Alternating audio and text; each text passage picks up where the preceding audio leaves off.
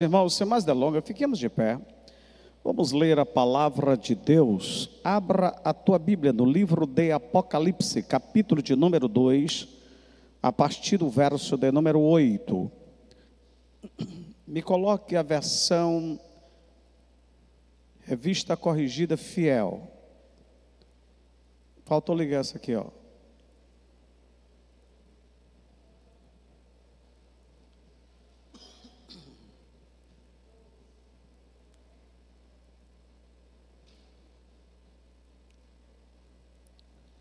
Apocalipse, capítulo de número 2, a partir do verso de número 8, é outra versão.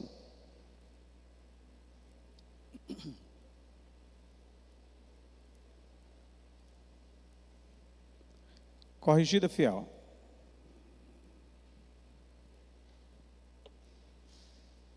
Isso. E ao anjo da igreja em Esmirna escreve: isto diz o primeiro e o último, que foi morto e reviveu. Verso de número 9, toda a igreja.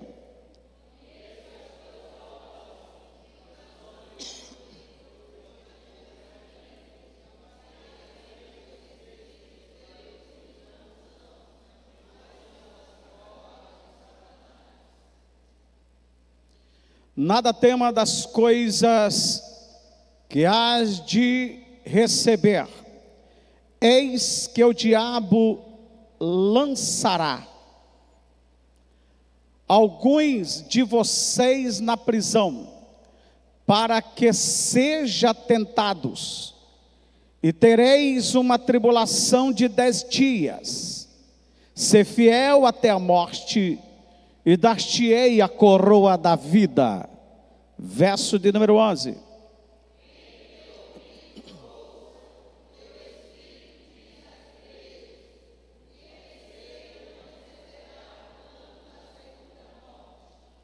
Vamos orar ao Senhor nosso Deus. Continua a tua Bíblia aberta, nós vamos estar transcorrendo, andando nesse texto, nesta noite. Amantíssimo Deus, nosso Pai, Criador dos céus e da terra, Senhor das nossas vidas, digno de honra, de glória e de louvor. A exaltação, a glória soberana está em ti. Tu és magnificentíssimo, assentado no trono e tem o controle de todas as coisas. Tu és o alfa e o ômega, o princípio e fim. Tu és aquele que ressuscitou e vive para todo sempre. Nos abençoe e dá-nos da tua graça, Pai, em nome de Jesus. E quem crê diz amém. Podem sentar. Está conosco alguns irmãos da IDM Ebenezer, ali no Joás Souza, acompanhando o evangelista Frank Vera Sosa, bem como alguns irmãos da IDM Sião, acompanhando aqui o pastor Raimundo Páscoa. Você que está participando conosco do nosso primeiro culto de ensino, você pode fazer as suas anotações logo após o estudo. Vamos dar liberdade para você fazer.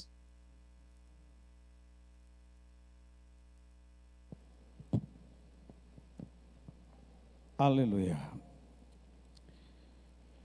O texto que lemos é a carta de Jesus à igreja de Esmirna. Nós colocamos como tema desta carta sofrimento e honra.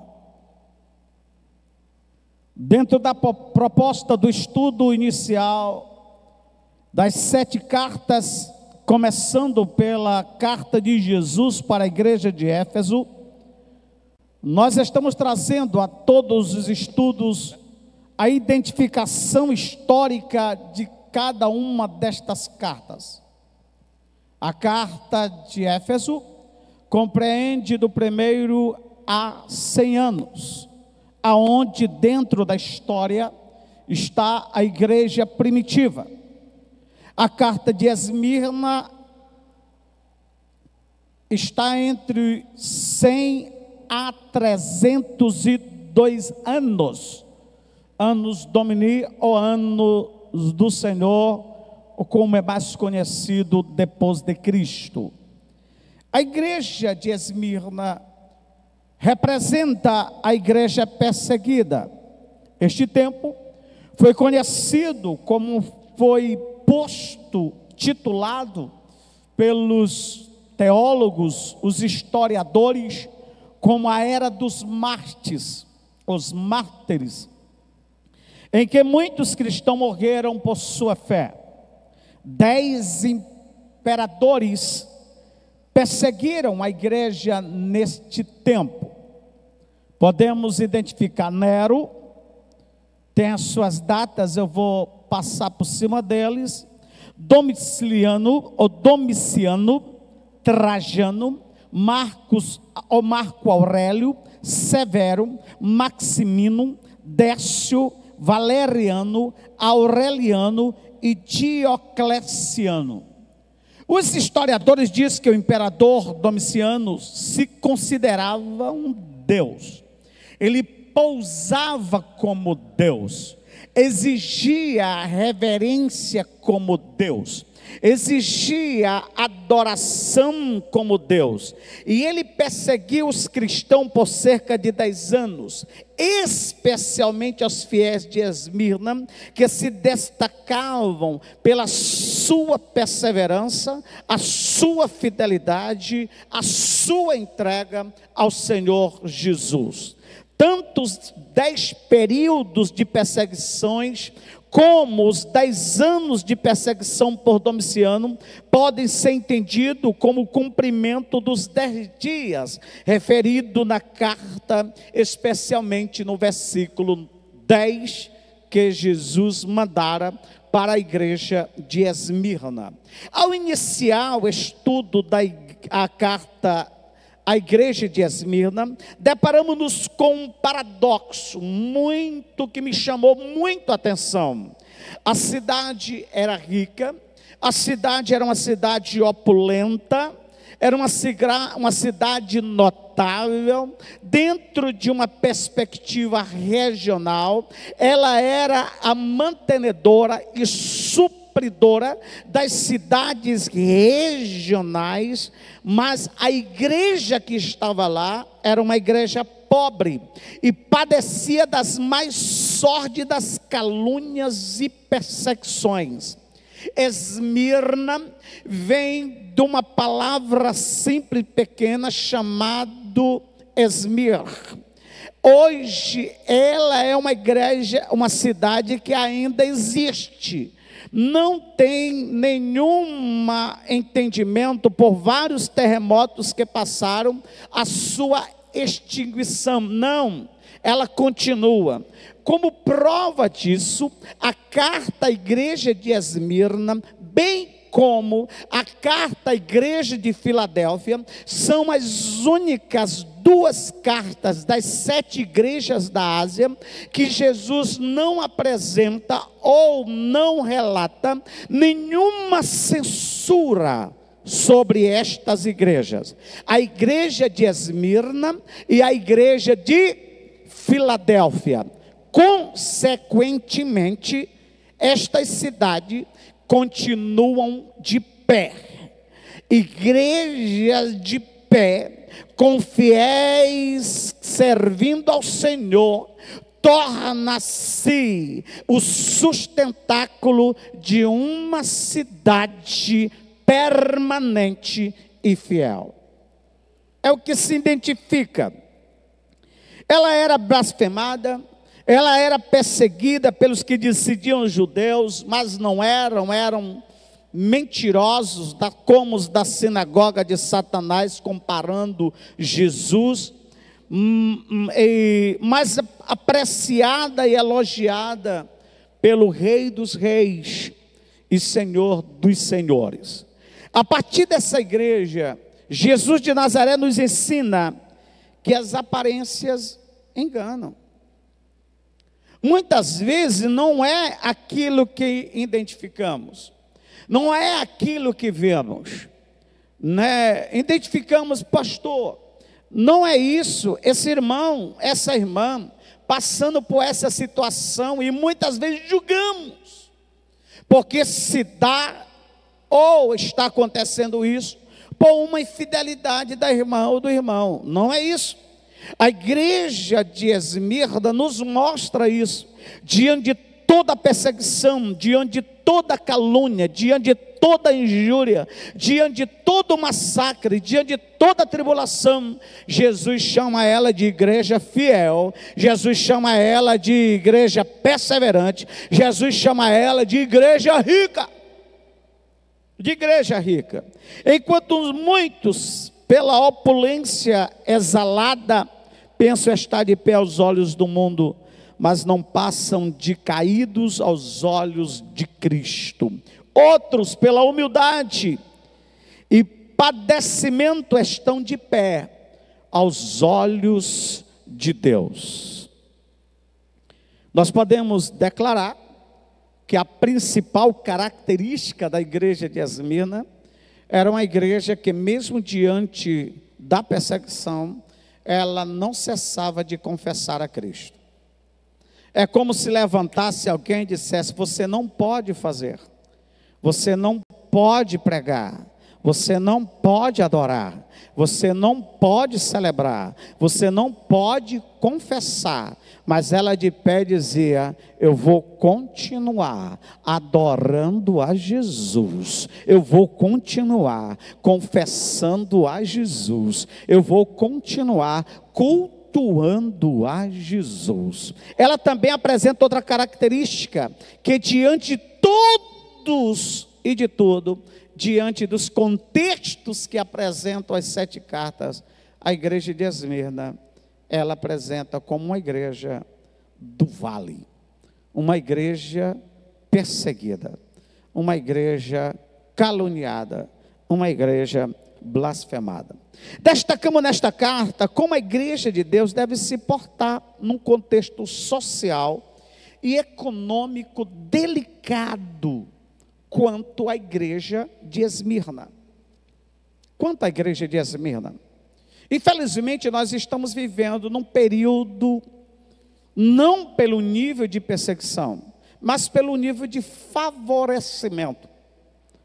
Nós vamos ver isso lá na igreja de Pérgamo. Quantas pessoas hoje têm negado a sua fé por nada? Têm negado a sua fé por nada.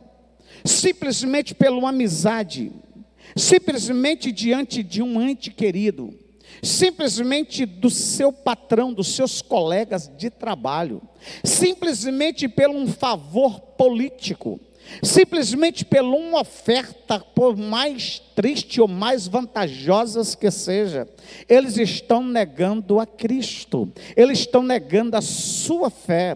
Não precisa de pressão, não precisa de perseguição, não precisa de injúria, estão negando a sua fé por nada, estão negando a sua fé por um atrito, uma discórdia, estão negando a sua fé por um desentendimento, estão negando a sua fé por um problema, uma aflição, uma angústia no seu interior. Mas a proposta de Deus para mim e para você nesta noite, diante da carta enviada a Esmirna, é: passe o que passe, mas não negue a sua fé, seja confessante, perseverante e fiel diante do teu Senhor e Salvador.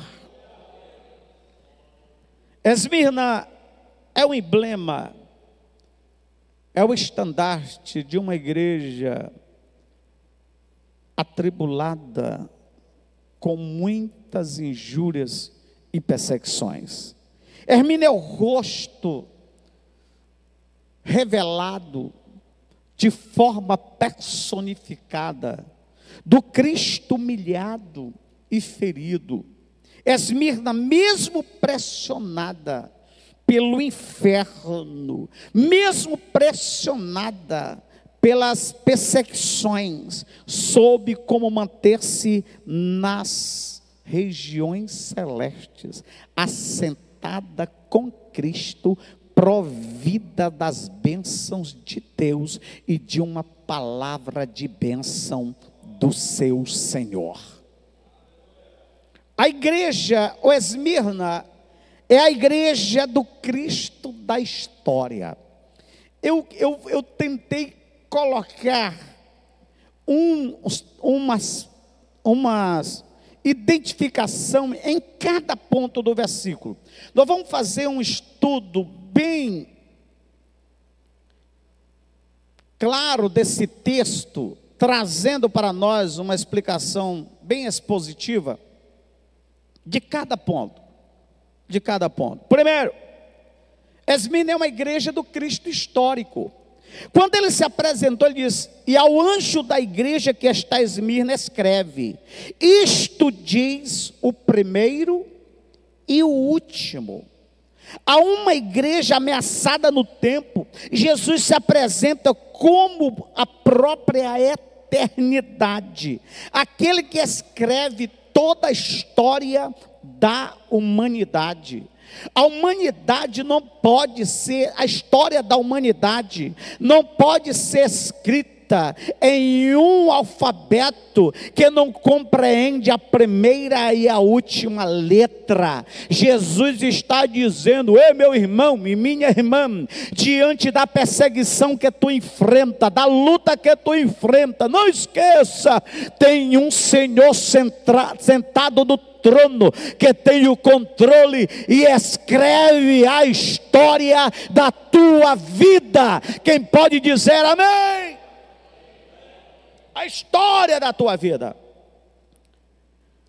João capítulo 1, 3 diz: sem ele nada que existe ou existiria, nada pode existir sem ele, porque ele é antes de todas as coisas. Por isso o Senhor lembra ao anjo da igreja de Esmirna que tudo estava sob o seu controle. Ele é que estava com a caneta escrevendo a história da igreja. Esta é a proposta, sendo também o último. Jesus estará na consumação de todas as coisas como supremo juiz. Em João 5:27, deu-lhes o poder de exercer o juízo, porque é o Filho do homem. Romanos 2:16, no dia em que Deus há de julgar os segredos dos homens por Jesus Cristo, segundo o seu evangelho. 2 Timóteo 4:1 diz: conjuro-te, pois, diante de Deus e do Senhor Jesus Cristo, que há julgar os vivos e os mortos na sua vinda e no seu reino.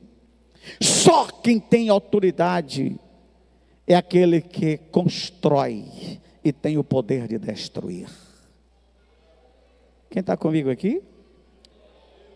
Esmirna é a igreja da mensagem do Cristo vivo. No mesmo versículo ele diz assim: ao anjo das igrejas escreve: isso diz o primeiro e o último, e diz: do que foi morto e reviveu. Há uma doutrina chamada a doutrina do ilusionismo religioso. Alguns corajosos já estão dando a cara na internet, dizendo que Jesus não morreu, dizendo que a morte de Jesus foi somente uma ilusão ótica, que a sua ressurreição se procede do mesmo jeito.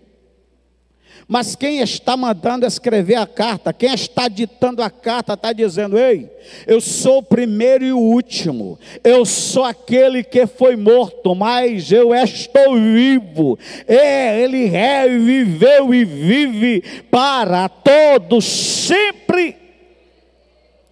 Sendo Jesus o primeiro de todas as coisas, foram criadas por seu intermédio. A igreja de Esmirna era uma igreja que pregava o Cristo morto, pregava o Cristo ressurreto, pregava o Cristo glorificado, mas também pregava o Cristo eterno. O Cristo eterno. Esta verdade é tão poderosa que eles mostravam que eram peregrinos em terras estranhas e que tinham uma promessa de vida eterna com Cristo Jesus, seu Senhor e Salvador, e que eles colocavam esta palavra vívida do coração. Como Jesus falara aos seus discípulos em João 14, a partir do verso 1: ei, não se turbe o vosso coração, credes em Deus, credes também em mim. Na casa do meu pai há muitas moradas, se não for assim, eu vos teria dito, vou preparar-vos lugar, e quando eu for e vos preparar lugar, virei outra vez, e vos levarei para mim mesmo, para que onde eu estiver, estejais vós também. A Bíblia Sagrada é muito claro. Quem espera do Senhor somente nesta vida é o mais miserável dentre os homens. Nós temos uma eternidade que nos espera. Nós temos uma eternidade que nos espera. Esta convicção precisa ser latente em nossa vida. Ei, o Senhor preparou uma eternidade para nós. O Senhor preparou uma eternidade para nós. Agora, o que mais nos alegra, nesta eternidade nós não estaremos só. O Senhor estará conosco. O Senhor estará conosco. A nossa celebração será vívida e gloriosa, porque aquele a quem cultuamos hoje vai estar conosco na eternidade. Eita papai! Esmirna é a igreja humilde numa cidade soberba. Uma igreja humilde numa cidade soberba. Apocalipse capítulo de número 2, verso de número 9, a parte A. Eu sei as tuas obras, e tribulação e pobreza, mas tu és rico. Tu és rico. Totalmente contrária à última igreja, a igreja de Laodiceia. Ela que, sei que as tuas obras, as tribulações, a pobreza que tu estás passando, mas para mim tu és rico. A igreja de Laodiceia, tu diz ser rica, e que não sente falta de nada, mas tu és pobre, miserável, cego e nu. Ao contraste deste entendimento.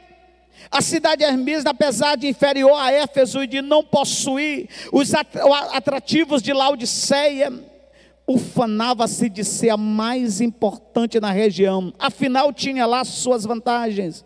A cidade Esmirna, onde hoje a cidade Esmirna, na Turquia, era próspera, possuía um mercado público de 3 andares. Quando eu estava lendo aqui, eu me lembrei do Mercado Central de Fortaleza.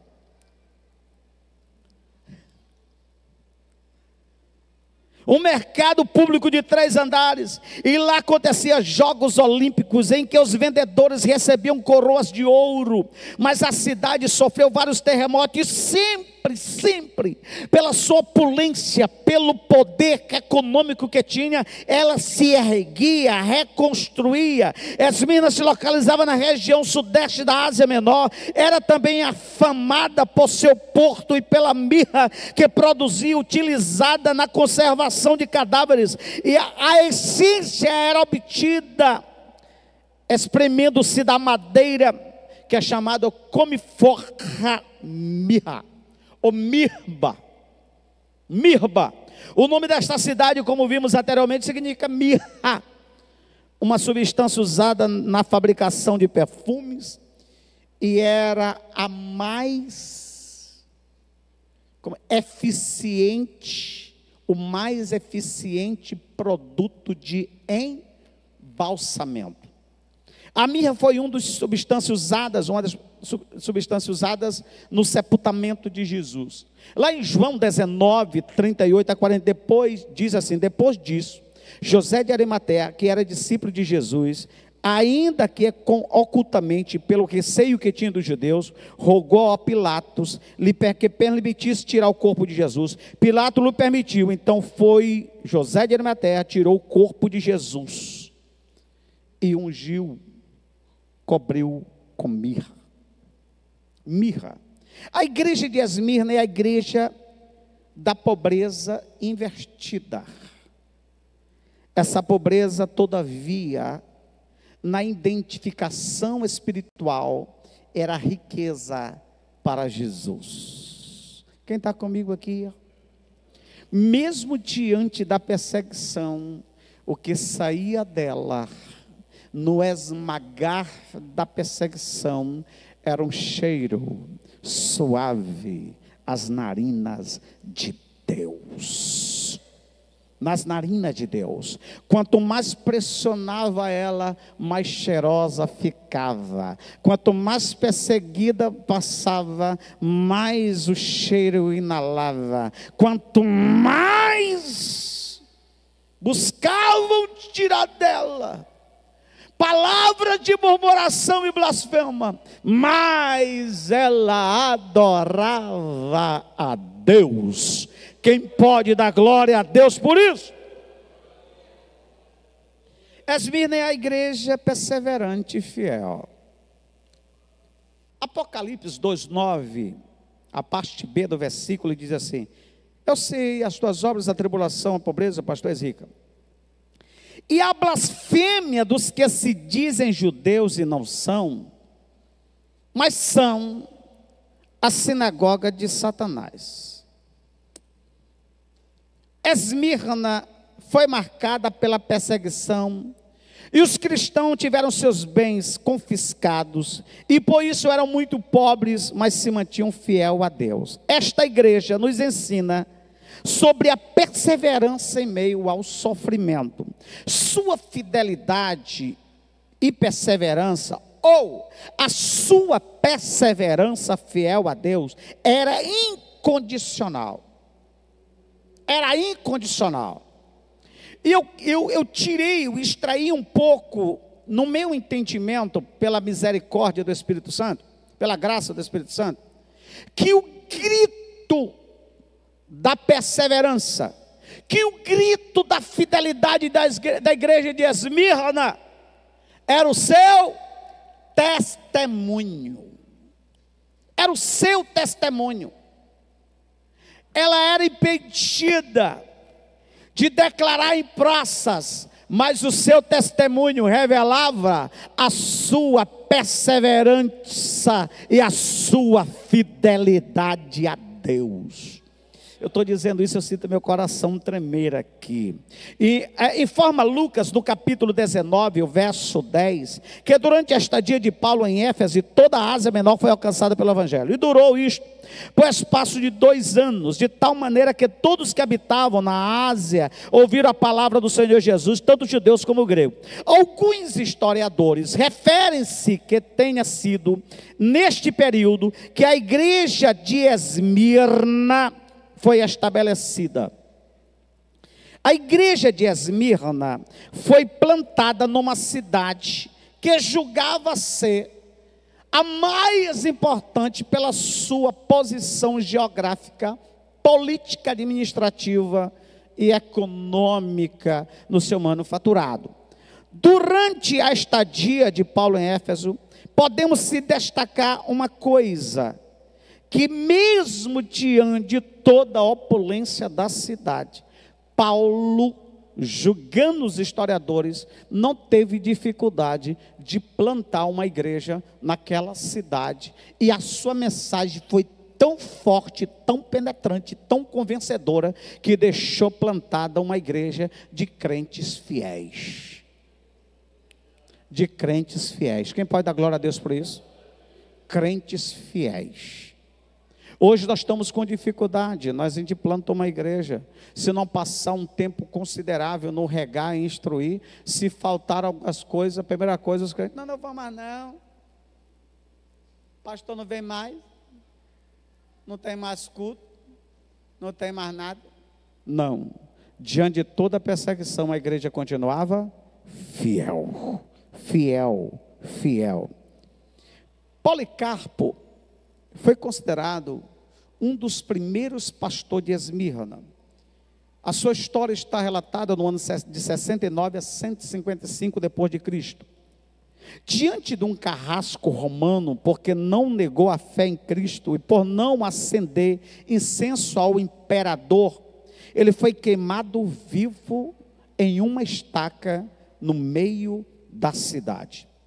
Disse Policarpo ao seu executor, quando foi lhe dado a oportunidade de dizer as suas últimas palavras. Policarpo, ele tinha 86 anos, quando ele testemunhou a sua fé.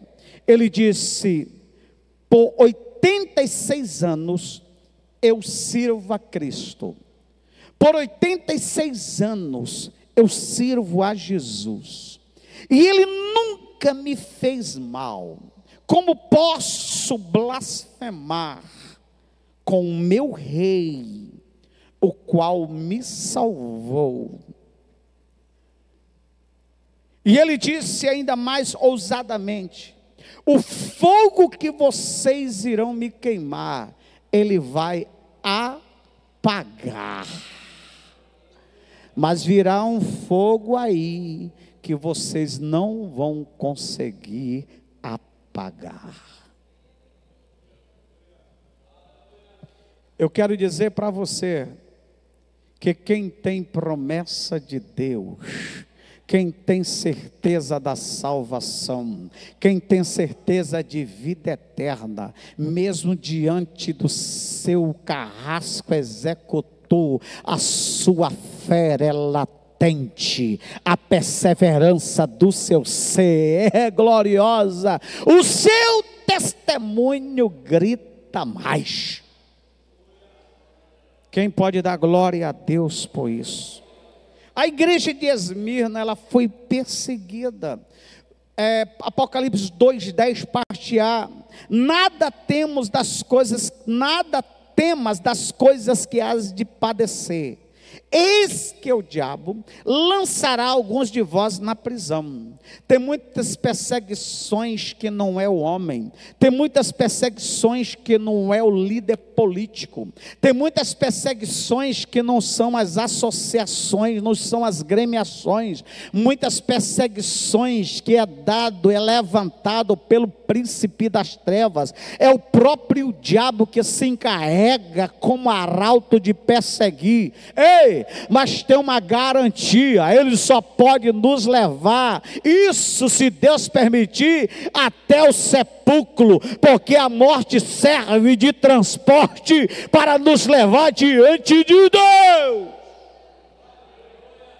Diante de Deus. A igreja de Esmirna era perseguida por causa do seu testemunho e da sua confissão. Muitos foram presos e mortos numa intensa perseguição. Professando a Cristo, demonstrava estar disposta a igreja a defender o seu testemunho até o fim. Sua fidelidade ao Senhor era inegociável. A sua fidelidade ao Senhor, o quê? Era inegociável. Eu quero deixar isso como reflexão. Não negocie a sua fé. Não negocie a sua fé. Não negocie a sua crença em Deus. Não negocie a sua vida espiritual. Não negocie. Absolutamente. Como está a nossa confissão? Como estão as nossas vidas de fidelidade diante dos tempos difíceis e trabalhosos? Conforme Jesus antecipara ao pastor de Esmirna, o diabo estava a lançar algumas das suas ovelhas na prisão, onde seria posto à prova, onde eles seriam tentados a negar a fé. Todavia nada deveria temer, pois ao seu lado estaria aquele que é a ressurreição e a vida. Somente Jesus tem autoridade para fazermos semelhante exortação. Somente Jesus tem autoridade para fazermos semelhante promessa. Por quê? Porque Ele é a ressurreição e a vida. Ele é aquele que antes de tudo tudo disse para a igreja: eu sou o primeiro, o último, aquele que morreu, que foi morto, mas reviveu, aquele que tem autoridade sobre a morte e o inferno. Como ele fala em Mateus capítulo 10, 28, não tem mais o que mata o corpo, e não pode matar a alma, não pode matar o seu íntimo. Temei antes aquele que pode fazer perecer no inferno tanta alma, tanto o corpo como a alma. Nem a morte, nada pode nos separar do amor de Cristo. Lá em Romanos capítulo 8, 35 a 39, um dos cânticos que são maravilhosos como arautos de promessas gloriosas de Deus. Ele começa dizendo assim: quem nos separará do amor de Cristo? A tribulação? Ou a angústia? Ou a perseguição? Ou a fome? Ou a nudez? Ou o perigo? Ou a espada? Como está escrito: por amor de ti somos entregues à morte todo dia, somos reputados como ovelhas para o matadouro, mas em todas estas coisas somos mais do que vencedores por aquele que nos amou, porque estou certo de que nem a morte, nem a vida, nem os anjos, nem os principados, nem as potestades, nem o presente, nem o porvir, nem a altura, nem a profundidade, nem alguma outra criatura nos poderá separar do amor de Deus que está em Cristo Jesus, nosso Senhor. Você pode aplaudir o Senhor por isso? És-me na igreja que caminhou no vale, és-me na igreja que caminhou nos pedregais da vida, és-me na igreja que caminhou à frente dos batalhões de execuções. A parte B do verso 10 diz: para que sejais tentados, e tereis uma tribulação de 10 dias, tribulação de 10 dias.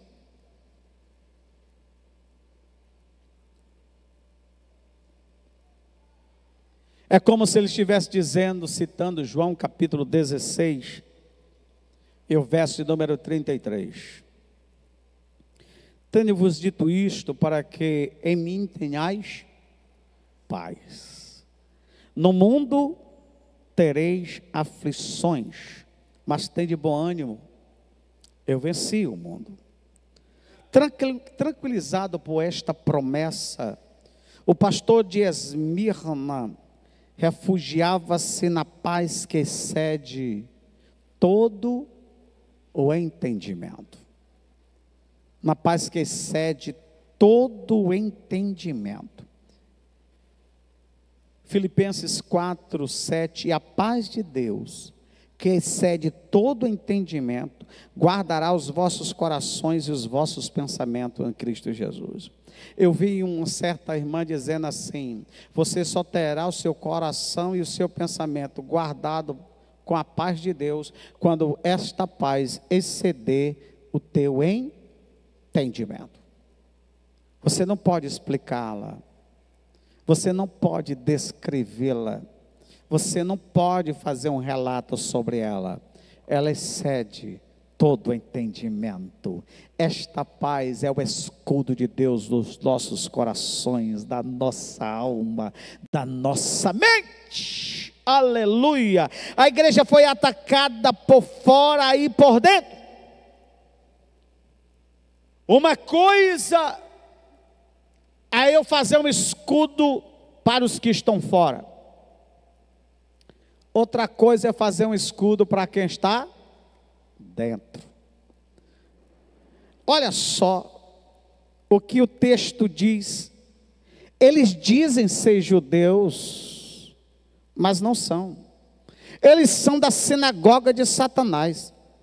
Eles são do culto de Satã. Eles são da igreja do diabo. Mas eles estão no meio de vós. Eles estão para o meio de vós. A pior coisa que tem é você ter no batalhão um inimigo encoberto.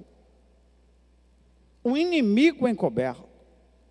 A pior coisa que tem é você estar dentro da igreja, um instrumento do diabo para causar discórdia, desunião e perseguir os mais fragilizados. O atentar.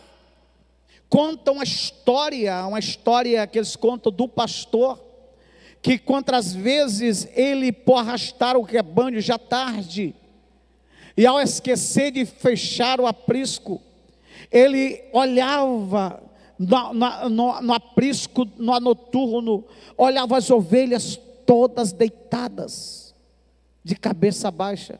Ele via, identificava que tinha alguém que não era ovelha. Ele pegava o cajado, a vara e ia tocando nas ovelhas. Cada ovelha que ele tocava, que era ovelha, abaixava a cabeça. Mas ele tocou em um que parecia ovelha, e quando ele tocou, houve um ruivar. Não era ovelha que estava ali, estava no meio do rebanho, mas era um lobo. Era um lobo. Eu sei as tuas obras e blasfemas dos que dizem judeus e não são, mas são da sinagoga de Satanás. O que buscava essa gente? O que essas pessoas pensaram está? Onde está? Quantos têm isso? Corrompendo da graça de Cristo através de artifícios humanos. Eu fico assustado hoje de pessoas ditas cristãs, arautos do evangelho, e são pessoas que estão deturpando a palavra de Deus. Estão pessoas que estão deturpando verdades sublimes do evangelho e apresentam como o único detentor de verdades absolutas. Há um questionar sobre a veracidade do nome de Jesus, há um questionar sobre a veracidade do nome de Deus, há um questionar sobre a veracidade dos dons em nossos tempos, há um questionar sobre a palavra profética em nossos tempos, há um questionar sobre os ministérios, sobre os dons ministeriais neste tempo, há um questionar de tudo isso, quanto à palavra de Deus é questionada e negligenciada quanto sua veracidade. Há uma infiltração de heresias, há uma infiltração de blasfemas contra a igreja do Senhor. Eu digo a todos isso, mesmo diante de tantas tribulações que passaram, eles receberam uma palavra de alerta. Uma igreja tem uma garantia de coroa da vida. Ele diz bem no final, na parte B do verso 10, ser fiel até a morte, e dar-te-ei a coroa da vida. Ser fiel é manter o compromisso, é fazendo o que se deve fazer, evitando o que se não deve, evitando o que se deve evitar. Ser fiel a Deus é procurar sempre viver de acordo com a sua vontade, praticando bem e vivendo e evitando o erro e vivendo a prática da verdade. Se eventualmente cometemos algum pecado, algum erro, que estamos sujeitos nesta caminhada, devemos suplicar o perdão e voltar ao procedimento cristão. Neste caso é cairmos no meio do caminho, mas nos levantarmos e continuarmos na direção certa, tendo como alvo que é Cristo Jesus, o nosso Senhor. Existem aqueles que abandonam a sua vida cristã, assumindo uma postura de infidelidade deliberada. Estes desistiram, desviaram-se do caminho da salvação, e eles nunca saem só. Eles sempre querem levar um consigo. Eu vou lhe falar uma palavra dura aqui. Assim que como diante do Senhor não podemos chegar de mãos vazias, assim também os que caem da graça, eles não querem chegar diante do diabo e do inferno com as mãos vazias. E a proposta não é levar quem está no mundo, a proposta é descarrear e tirar os que estão dentro da casa do Senhor. Do Senhor. Ser fiel a Deus no meio das bênçãos É muito fácil. Ser fiel a Deus em dificuldade, para muitos é muito fácil. Ser fiel a Deus na comunhão, dentro da igreja, para muitos é fácil. Tem muitas pessoas que não podem ser abençoadas, não podem ser providas. Tem muitas pessoas que não podem ser ricas, não podem ter bens, porque desviam e negam a Cristo. Tem muitas pessoas que não podem passar por privações, não podem passar por dificuldades, porque blasfemam e murmuram contra Deus. Tem muitas pessoas que dentro do convívio cristão é uma bênção, mas tem outras pessoas que não podem ver o bem, não podem ver o outro bem, não podem ver o outro satisfeito.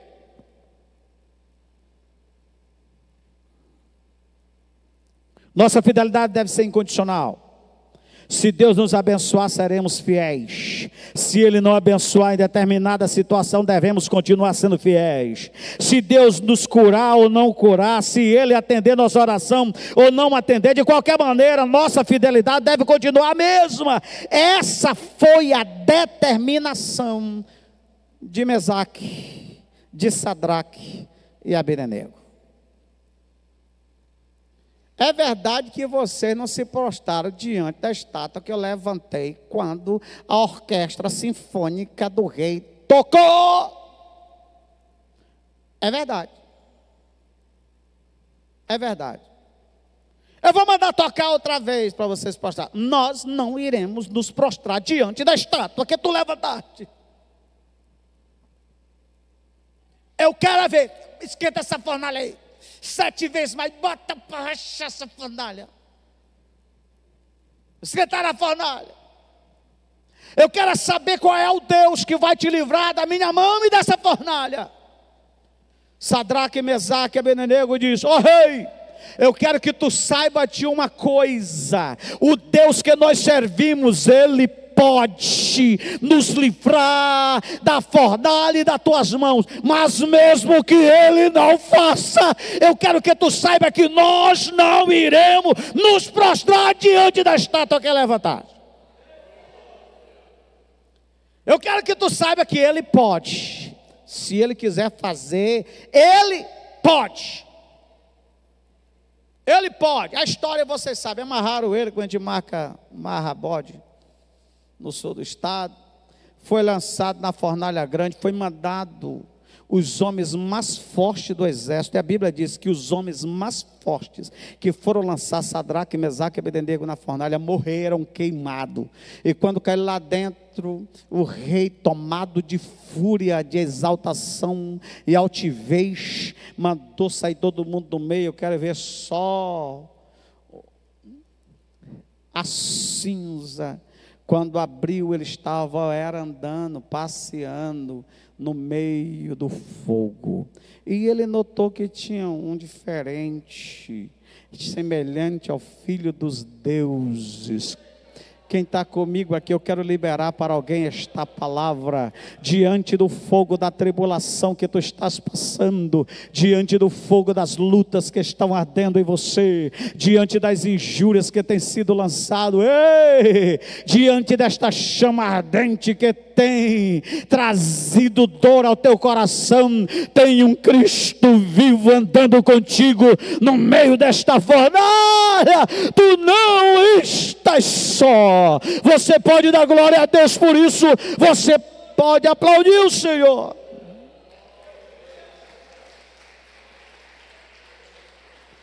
A igreja de Esmida tem uma promessa aos vencedores. Quem tem ouvido, ouça o que o Espírito diz às igrejas: ao que vencer, não receberá o dano da segunda morte. Esse termo certamente tem gerado muita confusão, tem gerado muitas dúvidas. Muitos que defendem a reencarnação têm se apropriado desse texto sobre o dano da segunda morte. Como a Bíblia não se contradiz, afinal de contas, o escritor das Epístolas aos Hebreus, no capítulo 9, e o verso 27, diz que ao homem aos homens está ordenado uma só vez. Depois disso segue-se o juízo. Então o que é a segunda morte? Lá no livro das Revelações, o livro de Apocalipse, nos diz no capítulo 21 e o verso 8: mas quanto aos tímidos, os incrédulos, aos abomináveis, aos homicidas, aos que se prostituem, aos feiticeiros, aos idólatras e todos os mentirosos, a sua parte será no lago que arde com fogo e enxofre, que é a segunda morte. A segunda morte são aqueles que são lançados no inferno, e é tirado do inferno, a panela fervendo, panela quente, e vai lançado no caldeirão fervendo. A segunda morte é esse dano terrível para quem nega a fé. Esta é a sentença de todas as coisas que estão infectadas pelo pecado.